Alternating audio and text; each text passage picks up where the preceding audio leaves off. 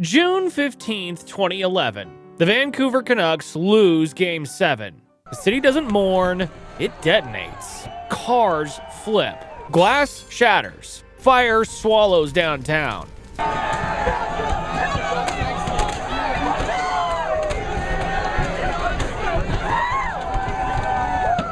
But this wasn't sudden. This was a city that watched itself riot 17 years earlier and said never again. Then built the stage for it to happen anyway. This is the story of the night hockey broke Vancouver.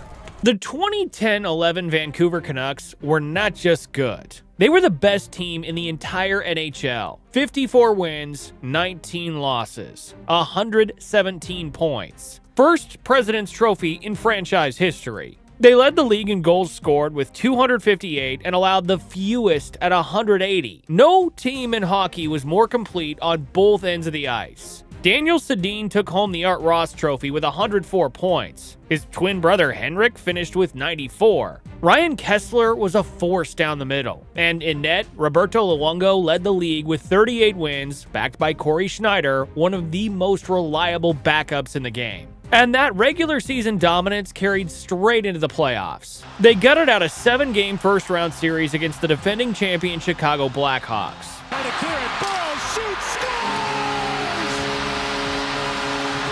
They handled Nashville in 6. They beat San Jose in 5. Game 7, Stanley Cup Final, on home ice at Rogers Arena. For Vancouver, this was more than a hockey game. The city had not seen a Stanley Cup champion since 1915, when a completely different franchise, the Vancouver Millionaires, swept the Ottawa Senators in a best-of-5. That team folded in 1926. The modern Canucks entered the NHL in 1970, and in 41 years of existence, had never once lifted the cup. They had made the finals twice before, in 1982 against the Islanders and 1994 against the Rangers, and lost both times. So when this team, this historically dominant team, reached Game 7 on home ice, the entire city locked in. Bars were full by 9 in the morning. People skipped work. Strangers wore matching jerseys. For one night, Vancouver believed this was finally the moment. But there is something most people don't talk about. This almost happened before, and nobody learned a thing. June 14th, 1994. The Canucks lose Game 7 of the Stanley Cup Final to the New York Rangers. Final score, 3-2. The game is played in New York, but tens of thousands of fans are watching from downtown Vancouver. When the final buzzer sounds, somewhere between 50,000 and 70,000 people flood the streets around Robson and Thurlow. What starts as disappointment turns into chaos. A man falls from a lampstand into the crowd. People on bicycles try to push through to help. Someone grabs a constable's bike. The officers pull back, and then it breaks open. Windows shattered along Robson Street. An Eaton's department store had more than 50 of its windows smashed. Looting spread through the core. Police deployed tear gas to clear block after block. By the time it was over, roughly 200 people were injured, over 100 were charged, and the damage was estimated at $1.1 million. Afterward, the city commissioned 3 separate reviews. The police commission, the VPD, and an internal city review all came to the same conclusions. Crowd planning was inadequate. Communication between agencies failed. Alcohol was uncontrolled. And no one had a strategy for what would happen if the team lost. Vancouver said it learned. And to be fair, changes were made. So when the Canucks reached the 2011 playoffs, the city set up official outdoor fan zones on Georgia Street near Rogers Arena. Big screens, temporary fencing, checkpoints where officers confiscated alcohol. Liquor stores in the area closed early on game days. For the first 6 games of the final, it worked. Roughly 70,000 fans showed up each night, watched together, and went home without incident. But every one of those safeguards was designed for a crowd of 70,000 people. Nobody planned for what actually arrived on June 15th. On the day of Game 7, people started arriving downtown before noon. By the time puck drop approached at 5 p.m., an estimated 155,000 people had flooded the area. 55,000 people were packed inside the official fan zone. Another 100,000 spilled throughout surrounding streets, laneways, and intersections. The carefully designed entry checkpoints became useless. Alcohol poured in from every direction. The corridors that had been kept clear for ambulances and fire trucks were now walls of bodies. Emergency vehicles couldn't get through. The VPD had 446 officers on the ground using what they called a meet and greet strategy. Officers walked through the crowd in regular uniforms. They high-fived fans. They posed for pictures. And until now, that approach had held. But before the puck even dropped for Game 7, something felt different. Scattered through the crowd were people who didn't fit. Some were spotted wearing goggles on a warm evening. Others carried bags that looked out of place. Faces that regulars in the fan zone had never seen before. And during the first period, a group was heard chanting something that had nothing to do with hockey.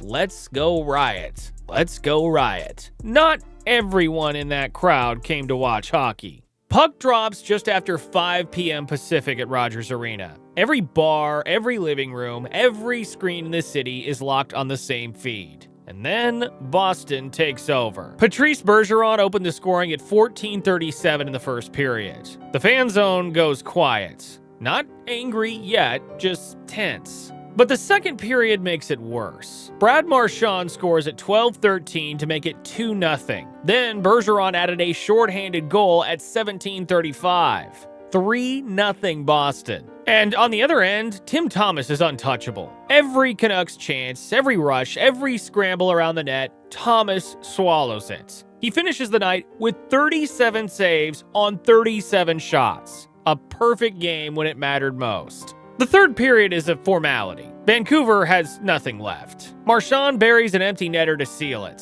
Final score, 4-0. Boston wins the Stanley Cup for the first time since 1972. Thomas takes the Conn Smythe Trophy as playoff MVP. Inside Rogers Arena, the Bruins celebrate at center ice. Outside, the crowd stands in silence. It does not last. By 7:30 p.m., before the final buzzer had even sounded, 911 calls start flooding in. Reports of fights involving more than 30 people, bottles thrown at the big screens, windows smashing in the distance. The mood has not shifted from sadness to frustration. It has skipped straight past both. By 8 p.m., a GMC pickup is flipped onto its roof in front of the main post office and set on fire. Porta potties collapse as people climb on top of them. Debris rains down on the fan zone screens. Canucks jerseys and Boston Bruins flags are lit up in the street. By 8:26 p.m., police read the riot act and begin broadcasting a pre-recorded warning. You are participating in an unlawful gathering. Leave the area immediately. Almost no one does. Over the next several hours, 15 cars are set ablaze, including 2 police cruisers. Storefronts are smashed open and emptied. The Bay, London Drugs, Sears, Future Shop, a Gucci store. People walk out carrying whatever they can hold. Now the full picture of who started this begins to take shape. VPD Chief Jim Chu later states that a group of instigators arrived equipped with goggles, gasoline, and tools. He calls them criminals and anarchists who disguise themselves as fans. But the reality is more complicated.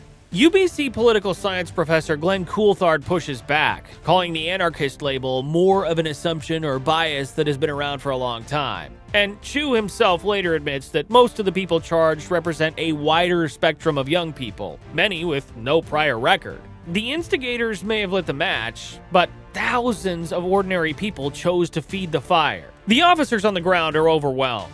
Reinforcements are called in from across the region, eventually bringing the total to 928. But the response is slow. Public order equipment is stored too far from the center of the action. A defective radio means RCMP commanders never hear the order to switch to riot gear. By the time fully equipped squads reach the worst areas, the damage is already serious. It may have taken up to, in some cases, 40 minutes for them from when the order was given to get on their tactical gear because of the congestion and because of where the gear was cached. Nearly 150 people are injured. 4 are stabbed. 9 officers were hurt. St. Paul's Hospital activates its mass casualty protocol and treats more than 50 people. A man jumps or falls from the Dunsmuir Viaduct and is hospitalized in critical condition. Not everyone in the streets is there to cause harm. Some actively try to stop it. A man named McKay positions himself in front of the bay to protect the store and is swarmed and beaten by 13 people. Others form human chains around broken storefronts. And in the middle of it all, Australian Scott Jones and his girlfriend Alex Thomas are knocked to the pavement by advancing riot police while trying to get home. Jones kisses her to calm her down. Photographer Richard Lamb captures the frame. That image circles the globe within hours. By the time order is restored, the chaos has lasted 5 hours. The damage totals $3.78 million. It is the worst riot in Vancouver's history. But what nobody is prepared for is what comes next, because what happens in the days after might be more disturbing than the riot itself. Within 48 hours, the Vancouver Police Department is buried. More than 1 million photos and tips pour in from the public. Citizens upload 5,500 hours of video and over 29,700 photographs. 30 terabytes of evidence. For comparison, the entire 1994 investigation produced just 100 hours of footage. But the public doesn't wait for the police to process it. Facebook pages and dedicated websites appear almost overnight. People begin identifying rioters frame by frame, then posting their names, photos, workplaces, and schools for the world to see. Friends turn in friends. Coworkers tag coworkers. Exes name exes. Threats flood in. People lose their jobs within hours of being identified. Athletes are pulled from teams. One family is forced to leave their home after their address is posted online. And then the mistakes start. A man named Brock Anton posts a boastful Facebook status claiming he punched officers and set cars on fire. A hate page is created in his name. A mocking song called The Ballad of Brock Anton racks up 65,000 views. The internet decides he's one of the worst offenders. But when Vancouver police review the evidence, they find Anton was never there. His posts were lies. They decline to charge him, but the damage is already done. A 14-year-old girl named Sienna St. Laurent writes a blog post claiming she took part in the destruction. It isn't true. She later admits she made it up because she wanted to feel like she was part of something. The internet doesn't care about the correction. Camille Cacneo, a UBC biology student, is photographed walking into a looted formal wear shop and taking 2 pairs of pants. She turns herself into the police within days, but the online response goes far beyond accountability. She receives inappropriate messages. She loses her job. She loses friends. She's eventually prescribed medication for depression and anxiety. When her case reached court, the judge noted that the online shaming campaign was more than enough to ensure she learned her lesson. He gives her a suspended sentence, probation, and community service. One rioter's lawyer puts it plainly. The people running the online campaigns were becoming part of the same mob mentality that swept through the crowd on the night of the riot. The city wanted justice. What it got was a second mob, just a digital one. The scale of what followed was unlike anything the Canadian justice system had dealt with from a single event. 912 charges were laid against 300 people, 246 adults, and 54 youths. It became one of the largest mass criminal prosecutions in British Columbia history. Many assumed they could disappear into the crowd and be forgotten. But with that mountain of photographic and video evidence now in police databases, matched by facial recognition software and cross-referenced against driver's license photos, hiding was almost impossible. The VPD sent 51 forensic video analysts to a lab in Indianapolis just to process it all. Without that facility, the work would have taken 90 weeks. On August 31st, 2011, a 396-page independent review landed on the desks of city officials. It was co-chaired by Douglas Keefe, a former Nova Scotia Justice Deputy Minister, and John Furlong, the man who ran the 2010 Vancouver Olympics. The report contained 53 recommendations and did not hold back. Furlong summed it up. Officials tried to do a good thing and acted with great courage, but their plans were overwhelmed and their mistakes amplified by the impact of an immense crowd far beyond what was expected. What came out of the review reshaped how Vancouver handles large public gatherings. A formal risk assessment framework was adopted for every major event. Regional police agencies standardized their equipment and communication systems. Uncontrolled festival-style seating for crowds of that size was eliminated entirely. The city didn't stop hosting public celebrations, but the way it managed them changed permanently.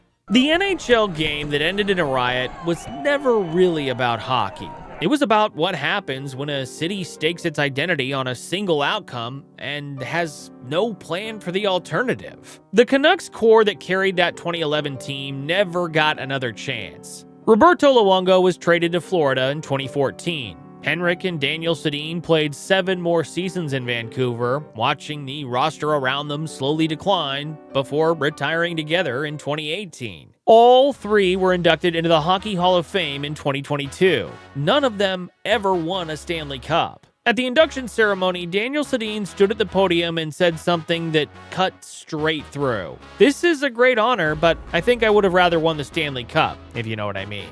That window didn't just close. It was gone before anyone in Vancouver fully understood what had happened. And the riot itself left a mark that went beyond property damage and insurance claims. It was one of the first major events where both a physical crowd and a digital crowd operated on the same instinct, turning on people with the same speed and the same lack of restraint. The people smashing windows downtown and the people destroying reputations online were driven by the same thing. We've all been in a moment where we got swept up in something we weren't proud of. The difference here was scale. And the lesson Vancouver left behind is simple. When you build a stage for 70,000 and 155,000 show up, what happens next isn't a surprise. It's a consequence. Thanks for being part of Skates and Scars. If this one hits differently, hit the super thanks button below. It goes a long way in keeping videos like this coming. Drop a comment. Tell us what you think went wrong that night. And if you haven't subscribed yet, now's the time. Hit subscribe so you don't miss the next one.